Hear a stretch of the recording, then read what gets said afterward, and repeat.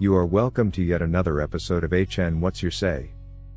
The #1 listening show, where we discuss real issues with real people like you. We are still featuring R. Kelly. Real name Robert Sylvester Kelly. Also known as the R&B King. Just when we think R. Kelly's legal troubles are finally coming towards an end. Just when things are beginning to look a whole lot better for the R&B King. It turns out on Wednesday, another lawsuit was filed against the talented singer, this time by a supposed victim by the name Heather Williams, who claims she did win a case against R. Kelly a while back around March 2020, where the judge ordered him to pay her restitutions equivalent to $4 million, hand her his 3 Grammys, and also give her ownership rights to his song lyrics. Now this is a hell of compensation, and simply hearing this will cause anybody to ask which judge did make such an unfair ruling?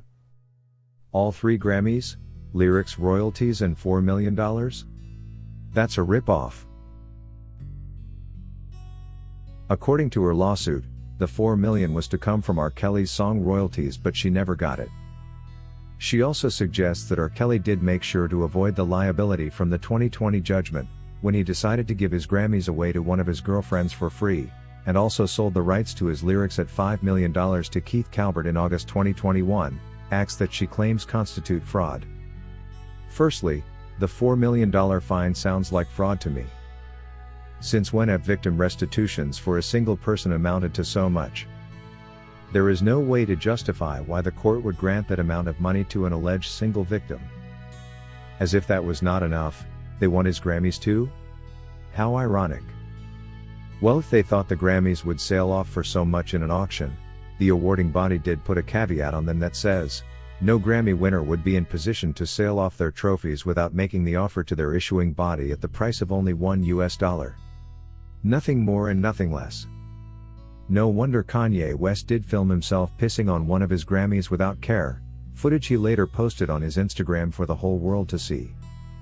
Meanwhile, what kind of judge passes such an order, for a platinum artist to surrender his precious trophies to an accuser? If I had been Kelly, I would probably shout out to the judge, over my dead body. For those who may have thought it was all a joke when news came out that Sony is after snatching away ownership of R. Kelly's entire music catalog for their own selfish monetary gain, I believe we now have the answer. After learning that R. Kelly may not necessarily have to die in prison, they made sure to have this woman file a fresh lawsuit as their desperate attempt at grabbing his music. Once the rights are in her hands, then Sony can offer her a few millions in exchange, and game up. Just like they did with Michael Jackson, who after he was killed, they made sure to buy his children out with as little as $500 million. Michael's shares in Sony were probably valued in several billions of dollars at that time, and the only way to negotiate a reduced price was to get him out of the picture. I have never seen a country where people's intellectual property rights can be snatched from them in this manner, like they were a communal product for anyone to use. I am yet to say that indeed in America, anything is possible. If artists had to go losing their ownership rights to every woman who makes a claim, then I guess all music would be produced by men and owned by women. I also fail to understand how all this was going on when R. Kelly was awaiting trial in New York, and later in Chicago. It gives me the picture that indeed Robert was being cornered to let go of his only life possessions, and that is the music he made with his own voice and no one else's. How greedy. Another real possible reason for this new lawsuit is the fact that Judge Ann Donnelly has struggled to get a hold of funds from R. Kelly to cater for the $300,000 restitution judgment she recently passed against him. She is probably citing a compensation from Sony itself, but to legally achieve this, they needed to reignite the previous 2020 lawsuit and enforce the terms which allows them to swindle his royalties. This way they can have Sony legally release funds towards their cause to further defraud the R&B King. Considering the Brooklyn court has been struggling to get R. Kelly's money to the extent of draining his prison commissary account, this could be their next smart move. According to Aaron. Okay, like everyone else who has been following R. Kelly's cases closely, I did know that this was always about the money. And that Sony is probably the biggest stakeholder in this. But I must admit I never could have imagined that the conspirators could deliberately come clean about this plot so easily and shamelessly like this. In case they do not know this, they are not doing a good job hiding these facts from the world anymore.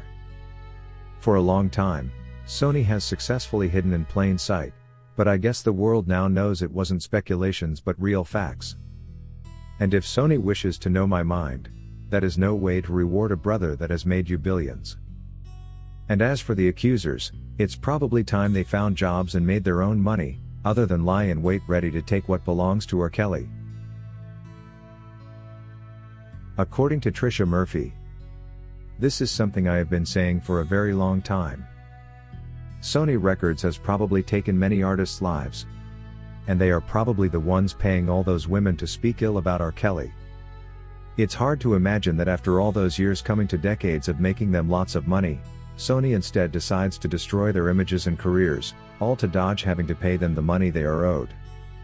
This is not the way anyone would expect such a corporation to act. Michael did try to let the world know this, but too little too late. He couldn't survive. And now it's happening to R. Kelly. Shame on them. According to Kathy Wiggins, that's exactly what the industry does. They use and abuse the artists. They build them up, and then after a certain age they tear them down and destroy them before taking everything that belongs to them, and quickly they turn to younger ones. That's what the industry does. They're always looking to recruit the younger people, and after they make millions at a certain age, like when they enter their 50s, the industry does the same thing to them. Look, they started with Michael Jackson. He was in his 50s, then Whitney at 48, then Prince, and now R. Kelly at 55. The list goes on, and if you notice they all were at the top of the chart, loved by millions and millions of people. Right now, it looks like everyone is out there to take something from R. Kelly, and the court has become their enablers. If court thinks by helping a woman take $4 million easy cash out of a bogus lawsuit against a renowned artist they are helping women out there, I am here to tell them they are wrong. In a way, this will make young women to think that having affairs with successful celebrities, and later cornering them with such lawsuits is a shortcut to getting rich, and they will not be looking for decent jobs anymore. These giftly rewards are therefore doing our community a disservice.